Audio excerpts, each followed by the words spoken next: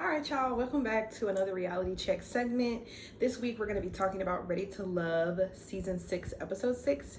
I had to make a correction. Apparently, this is not season 7, it's season 6. I thought it was season 7. I'm trying to upgrade the people. But anyways, I had some technical difficulties recording and editing my second video. I had recorded a video for episode 2. It was about 32 minutes. I was really excited about it.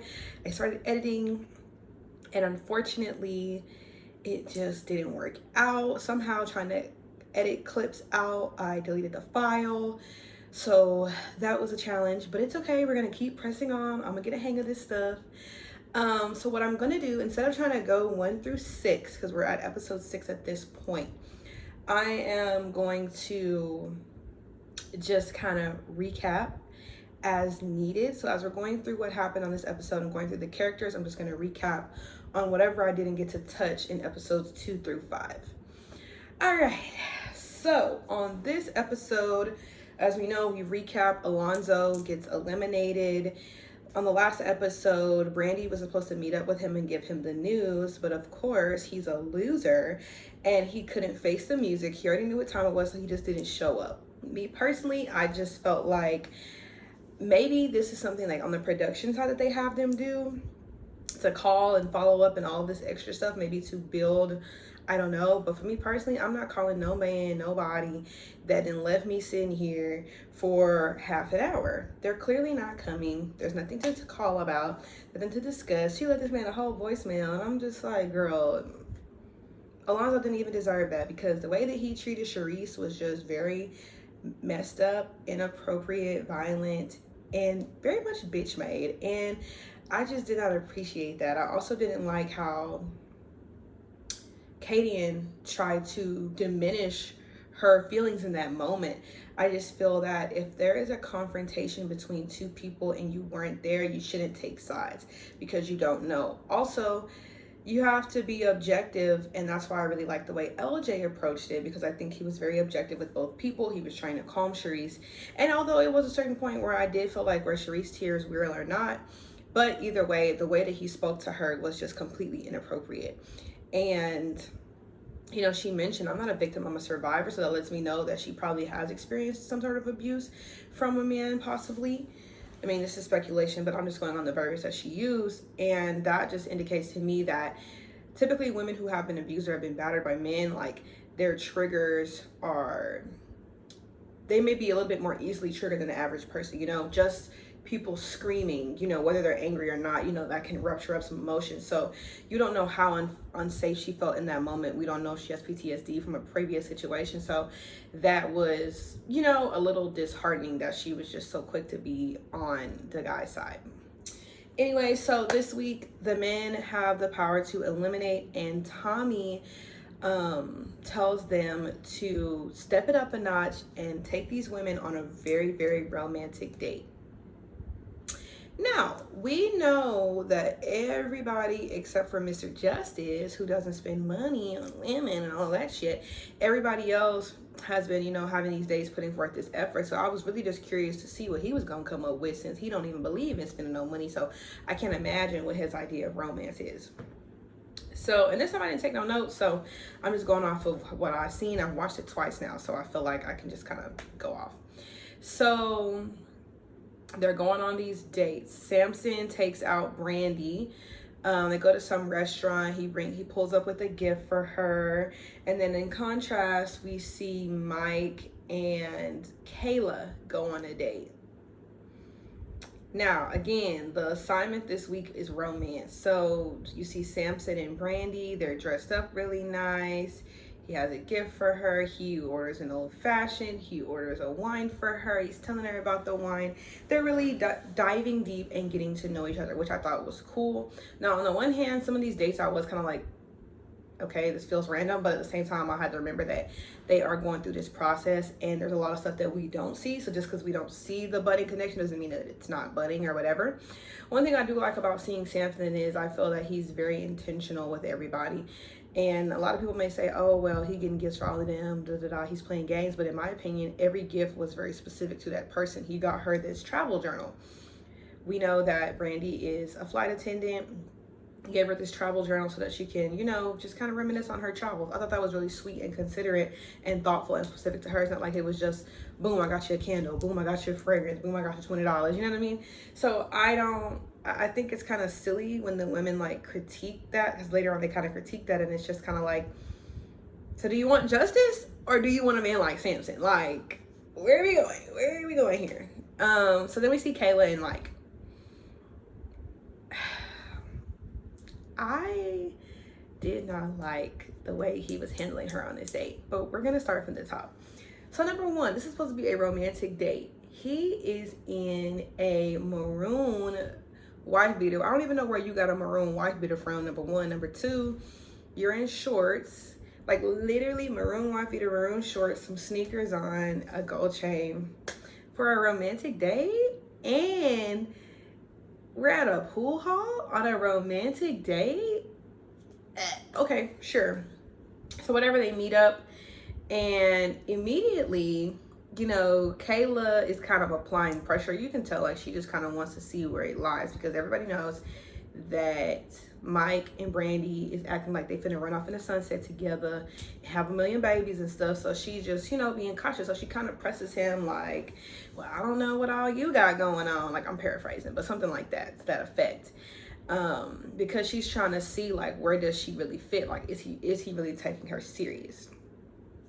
And so they end up doing a bet for this date, and of course she's like, oh, okay, we can like kiss for the bet. Now, technically, every time she's been on a little date, group date, whatever, and it's been a bet, it's been a kiss at the end. So I'm like, okay, but at the same time, it's like, what are we gonna bet on? What are you gonna give me, $1,000? No. Well, I guess she could have did that. But so he agrees to the bet. They play, they talk shit, they play, whatever. And then eventually it gets to that part, and he's acting like he doesn't want to kiss her, and I'm just like, okay. And basically he's like, well, she done kissed 2 dudes already, so I don't want them other men's lips on me. Not the man that's booed up with Brandy. Like, you've been tonguing Brandy down, like everybody's seen it, everybody's heard it. Like, so I think I don't know. It's just, to me, I just see Mike as a very like sneaky, underhanded type of guy. And he's almost one of them. He's one of those guys that like judges women. Like, my woman gotta be top tier. She can't have more than 5 bodies, and that's pushing it. Like, that's what he gives, especially with this whole men's lips thing. So, okay. He basically starts kissing this girl all over her face, all over her neck, and all this stuff, because he doesn't want to kiss her on the lips. And I just personally feel like that was super foul. Like, what exactly are you trying to insinuate? At the end of the day, I'm not saying if he didn't want to kiss her, he doesn't have to, like, it's not even about that. It's just the fact that, like, you're focusing on these other men's lips, like you're not tonguing down Brandy every time you see her. And you agreed to the bet. If you didn't want to do it, you shouldn't have did it. You was a grown-ass man. But there was a little part that I caught where he was like, when she's trying to figure out where she stands with him, and he's like, well, we already had a conversation outside of this, and I still feel the same way as what I said, But I noticed how he wouldn't just repeat what he said. So I'm like, what are these off-camera conversations that you don't want to repeat? Because to me, what it's giving is, I really fuck with Brandy. I'm not trying to blow up the spot with Brandy when they play this shit back. So I'm going to keep whatever I got going on with you, because you're not necessarily in that same spot. So I'm going to keep it chill and keep it off camera so there's no face, no case. That's what it's giving me. Now, I don't know what they got going on. Of course, I'm sure maybe it'll come out in a reunion or after the season airs. You know how everybody like to get put on blast and all of that stuff. But to me, it was just giving some type of weird little, I ain't trying to put this completely on blast, like I'm gonna speak in code type shit. I don't know, it was weird. So their date ends, and then next we see a group date. Now, I'm sorry, I feel like I've been watching since the beginning, and I feel like this is the most group dates I've ever seen in my life. That's cute and all, but we want to see more one-on-ones. To the producers, we want to see more one-on-one dates. The editing already sucks.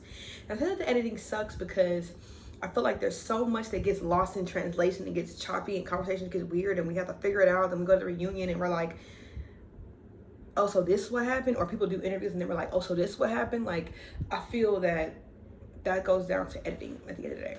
But whatever. Too many group dates. Here we got another group date. So Swayze, what's her name? I call her Brandy, but her name not Brandy. Shakira, Lumi, Justice. Yeah, that's it. So Shakira, Lumi, Justice, and Swayze. They go do this like trampoline exercise thing. Honestly, the trampoline exercise thing looked pretty fun, pretty aerobatic, obviously.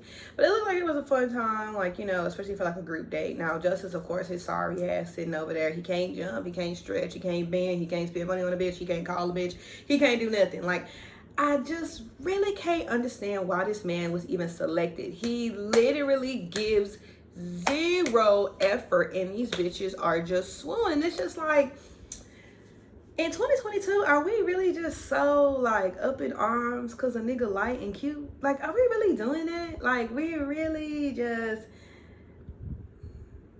stupid because a nigga is light and pretty? Really? I guess maybe I've evolved. I don't know. So they're on the date, they're jumping around, all this stuff, and then of course they split off and get to talking. Lumi and Justice. Me personally, I don't know. I felt like they really wasn't talking about shit, but they just trying to act like the connection is just growing and growing.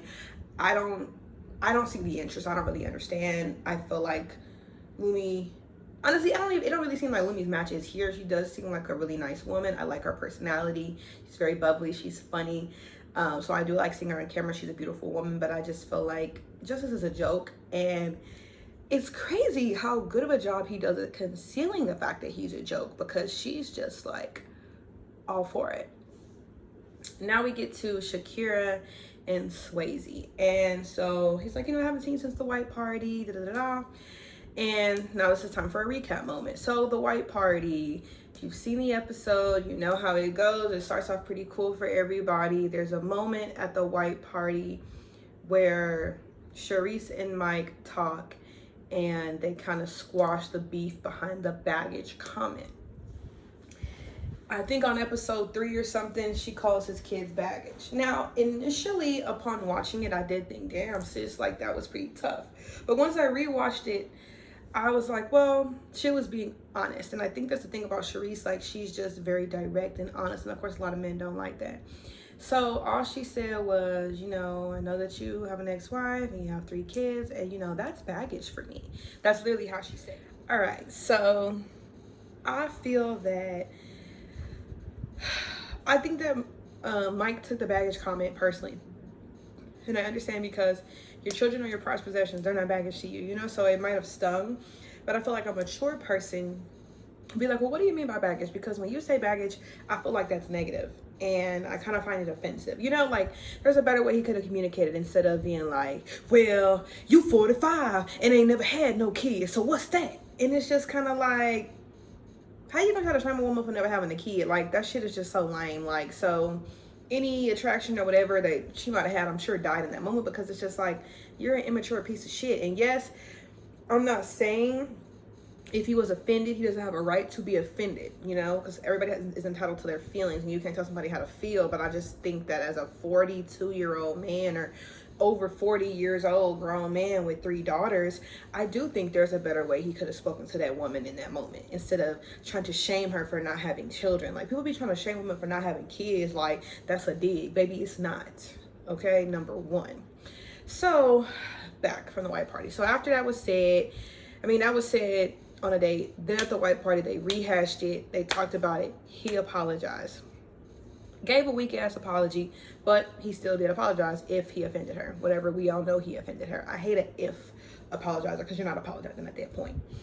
And so after that, a few of the women were congratulating him. Jamila, Hadian specifically, and then Shakira was sitting there at that time.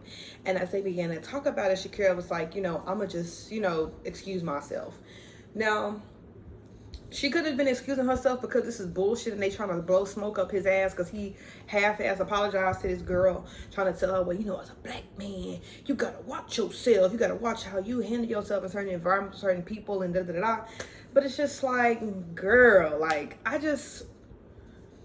I'm sorry. I'm just tired of all these black women always trying to save black men when it's like, these the same niggas that wouldn't save you. This the same nigga that was just saying, I don't want no bitch from the crib, da-da-da-da. So you're slightly anti-black, so it's killing me all this whole, like, we gotta stand up for the black man bullshit. Miss me, okay? They have enough saviors out here. Like, hold these men accountable, period. So Shakira was trying to walk away, and in the midst of it, all we see Katie say is, well, you know, this may be sensitive for her, considering her situation.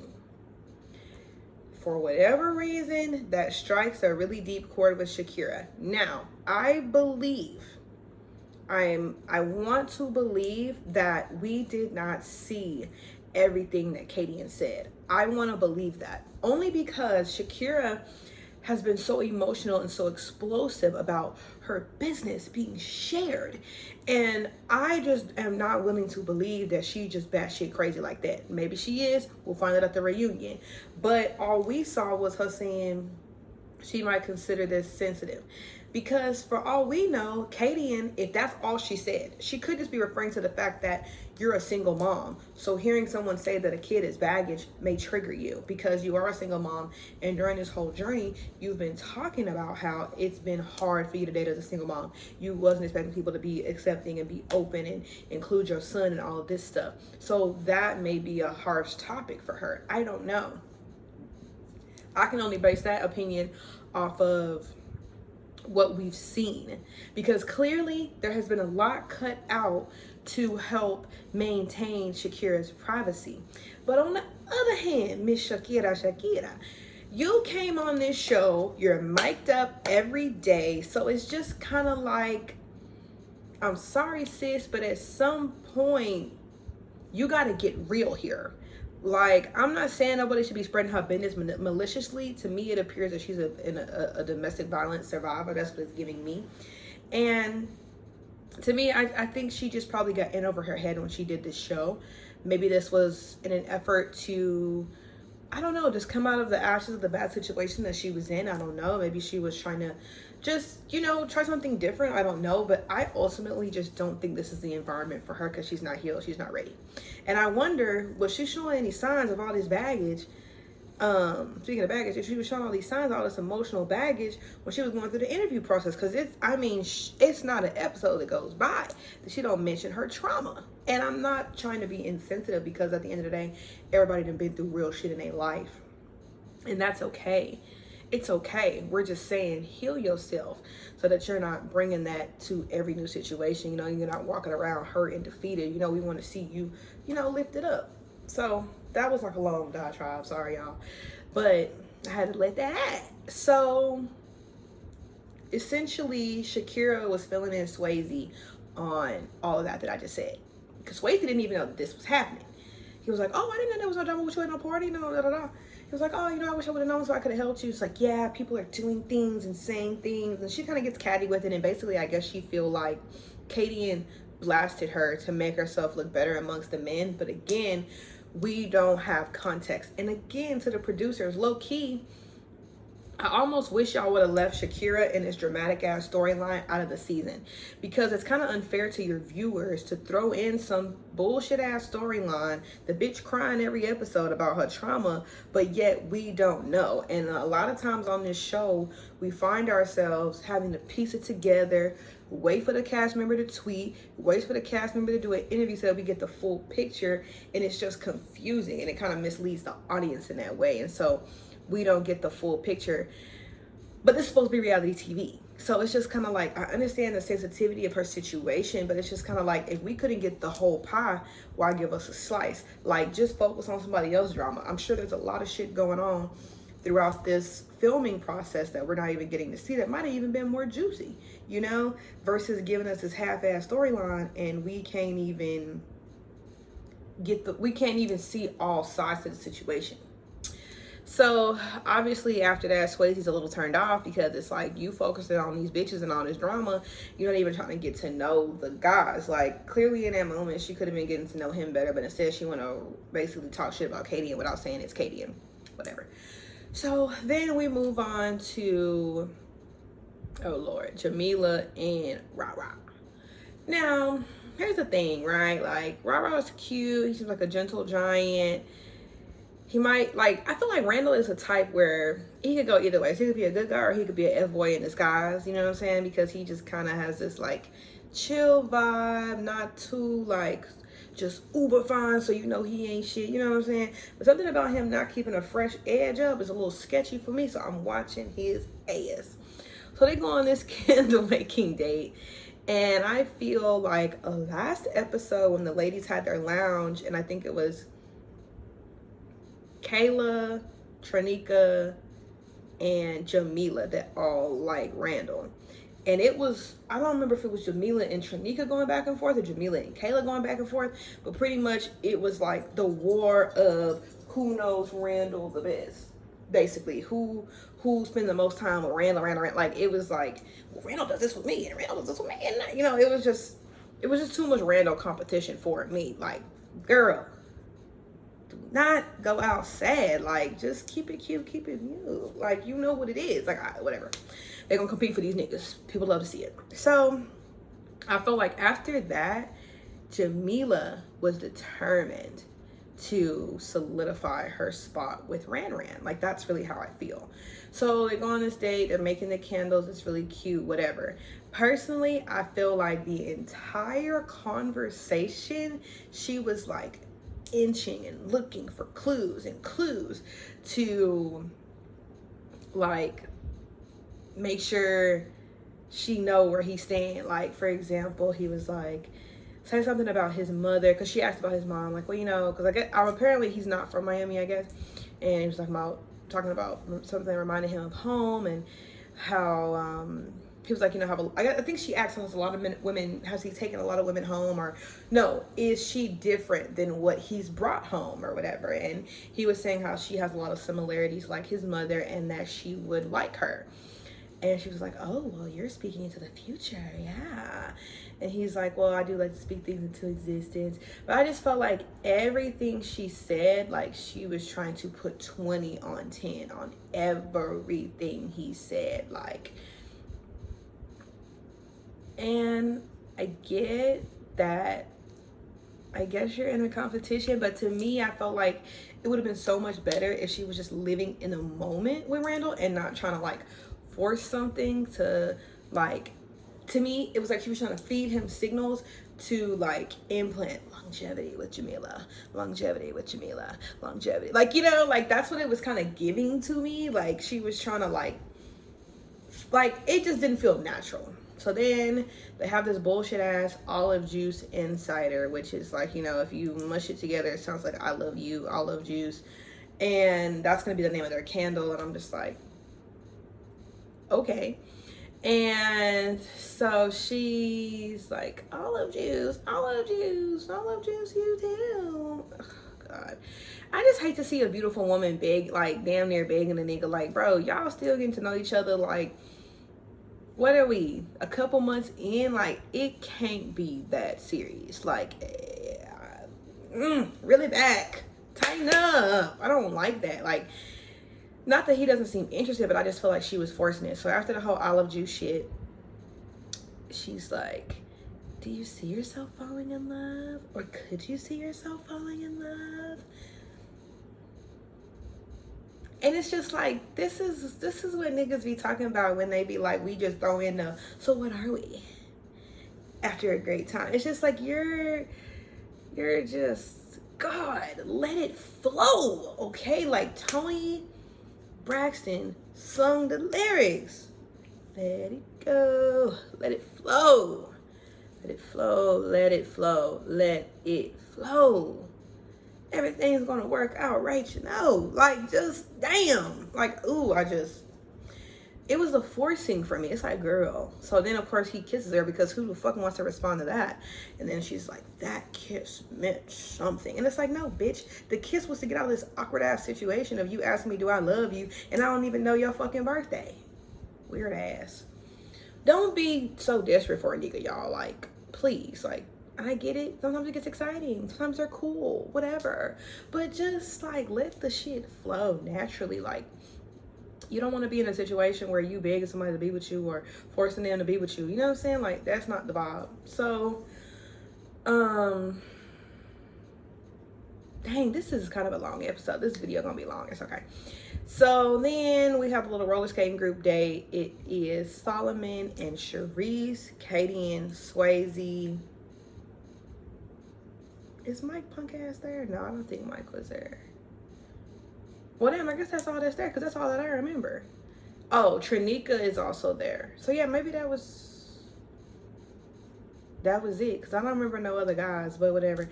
So they're skating along. It was really cute how Solomon fell looking at Charisse in that pink suit. Now, Charisse in a little pink athleisure set. It was super cute. She looked cute. So it was funny watching him bust his ass. Child, I would have bust my ass 1,000 times. Katie Ann pulls Swayze to the side, and basically she's trying to get him to dig deeper. I think a lot of times on this show, like, it gets to a point where the ladies are like, they're not getting deep with me, and I'm just like, bro, be for real. Like, I don't know. Sometimes I just feel like they be trying to rush this process. Sure, it's an accelerated process, but didn't nobody say you had to get married at the end? Didn't nobody say that? So it's like, shit, get to know the nigga. Chill out. Like, you gotta have an element of real life at some point. So I don't know. I mean, yes, Swayze is a jokester, but she was like, what do you like about me? You never answered my question. And I'm like, okay, she really want to know. I guess she just want to see that he's not playing games with her, and that's fair. That's fine. And you know, he was like, you know, you're beautiful, and I don't know, some other shit. He told her, you're always eating, and da da da. She's like, I thought it was funny. I thought it was cute, because it's just like, I don't know, the nigga playful. Like, I don't understand. Like, don't be so, everything don't gotta be so fucking serious. Like, whatever. And then he asked her, or she asked him about, like, how's it gonna work with your kid? I'd be forgetting he had a child. But he's like, you know, if we're taking it serious or really getting to the next level, then, you know, I'll introduce you to my daughter. But I don't just introduce people that I'm just dating to my kid. Like, I just don't do that. I've only introduced her to one woman outside of a mother. And, you know, if we go to that level, then you'll be the second, whatever. They giggle, whatever. Then we go over to Charisse and Samson, and they're just booed up over there. She talks about being an only child, and he talks about the most romantic thing he's ever done, which was take a woman somewhere, talking about, I think, a date on the Eiffel Tower or something like that. I was like, I know that's right, Sammy. They're cute. Honestly, they can run off into sunset together, because I don't think either one, I know Charisse don't got no other connection, and I don't think Samson has a connection that strong. I think he genuinely likes her, and I think they would be a cute pair. So I hope they're able to explore that and build upon that. Next, we go to this messy ass dinner that Tommy set up, which is kind of funny to watch. But anyways, so they have this little messy ass dinner, and everybody pretty much puts everything on the table, and they put everything on the table, and as far as issues or whatever they want to say, they putting it out there. So they talking to the men they interested in, they talking to the women. Jamila, of course, she just has to pop it off and be like, rah, rah. I don't know if you're playing games with what you're doing, but you need to basically just be more intentional about your solid connections and whoop de whoop whoop. And I'm just like,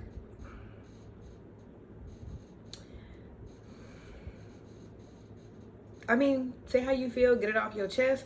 But I'm like, you gonna keep on. You gonna push this man away because you're like forcing it at every point, because it's like you wanna come out on top with rah rah. She confronts Shakira like, I don't know if we got beef or whatever. And then of course it gets really dramatic, because Shakira is like, well, I'm protecting my energy, and yeah, and you know, the men here,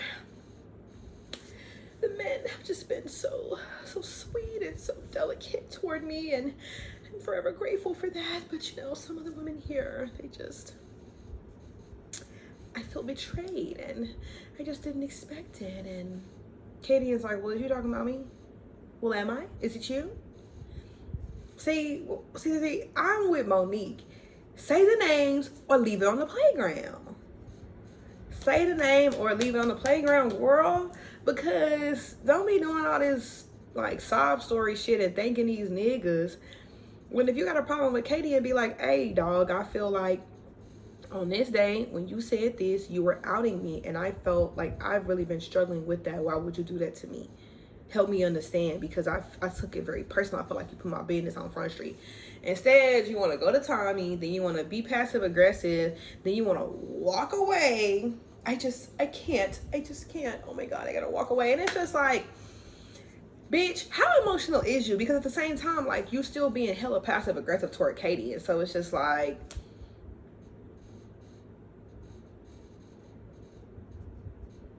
what? It's giving drama. It's giving dramatic something. I don't have time for it. And Katie was like, bitch, be gone. Cause what you not finna do is play me on this TV. Da, da, da, da. And Sharice is like, let's just not rehash it. She can't handle it. Whoop de whoop whoop.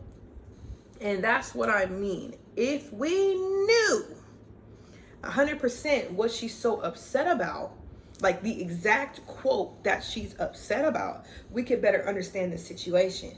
But now we just looking like, is this bitch dramatic or is there really something going on? You know what I'm saying? So we really don't know. Another point that really stuck out to me was that Kayla tried to say something to Mike, and Mike gets up and tries to like shut her up. That goes back to what I was saying earlier about the off-camera weird shit that he was trying to hint at. Like, she was trying to say something and he literally jumped out of his seat, walked up on her, not aggressively, but he just walked up on her and basically started having this like one-on-one conversation amongst the whole group. And I'm sure Brandy, she's not an idiot, she peeped and was just kind of like, what the fuck is going on here? You know, it just looks sus because he didn't want to let her talk, and then they end up talking one-on-one so close, whispering and shit, and Tommy is like, the rest of us are here, so what's going on? I don't know. They got some weird, sneaky shit going on. Mike got some weird, sneaky shit going on and he don't want to get back to Brandy. So he's trying to like do some weird force shit. I don't know. He's trying to do something weird with Kayla, and I don't really understand it because I feel that you're on here to date multiple people. So why are you being so weird about whatever you and Miss Kayla got going on? I don't understand that. I'm not saying you got to go run and tell Brandy because I'm sure she doesn't desire that either. But it's just really strange that you're trying to literally hush this woman. Meanwhile, everybody else was putting all their shit out on the floor and being very direct and open and talking across the room. So it's just weird. He's hiding something. I don't know. Hopefully it'll come out next episode, child. We don't know. After that, the men stay, they deliberate, and they ended up putting Sharice and Shakira in the bottom. And a lot of the men was, you know, they was throwing out Sharice. And Samson was like, oh, I'm feeling some type of way. Like, that's my boo. But he's like, shit, he gotta respect the process, you know. And then Shakira, like, obviously, girl, you getting eliminated. Like, you're literally causing a scene. Like, I'm not trying to say that her emotions are not valid, but what I'm saying is, these niggas can't even get to know you because you too traumatized and shit. Like, you crying, you bringing up this bullshit every week. It's some emotion. Oh God, I just gotta walk away. Like, it's too much. Like, niggas can't even get to know you because you on this trauma bond shit. And so it's just like, the girl really needs to heal before she put herself on any dating market, especially a show like this. Like, girl, this ain't even a place for all that. So hopefully she doing what she need to do so she can heal and she can be a better version of herself, because it is sad to see that someone has gone through something so traumatic that they can't overcome it, or they have yet to overcome it. And you can see that it weighs on her heavy. She doesn't even seem to hold her head as high as she probably once did. Like, you can tell whatever she experienced is weighing very, very heavy on her. And I really do hope and pray that she gets the healing that she needs, because you can tell that it's taken a huge toll on her self-esteem, her self-worth. And it's sad. It's sad to see that another person can do that to another person. Ultimately, gladly, Shakira is eliminated. She needed to go. Sharice is like, well, shit, this is the third time I've been in the bottom. know, girl, it ain't looking too good for Charisse, but at the same time, she's gonna hold these niggas accountable.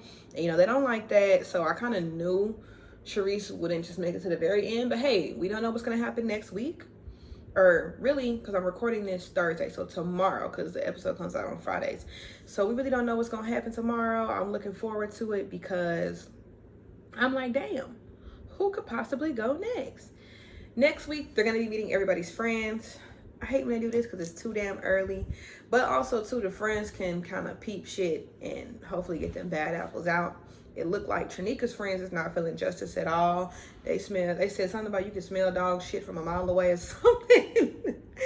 And I totally agree. I've been telling y'all from the jump, he ain't shit since he made that little comment about, well, I was just honey and there was a lot of bees around, referring to women. And I'm just like, he one of them men that don't like women. And I don't mean gay. I mean men that don't like women, but they like pussy. Now, I know it's crazy, but it happens every day out here. They don't like us, but they like our parts. I'm gonna leave it at that. Thank you so much for watching. I can't wait to get back to... Thank you so much for watching. I cannot wait until the next one so we can dish and talk a little bit more. Please, please, please, let's keep the conversation going in the comment section. Don't forget to like, comment, subscribe, and share this video if you found it entertaining. Alrighty, talk to you guys next time.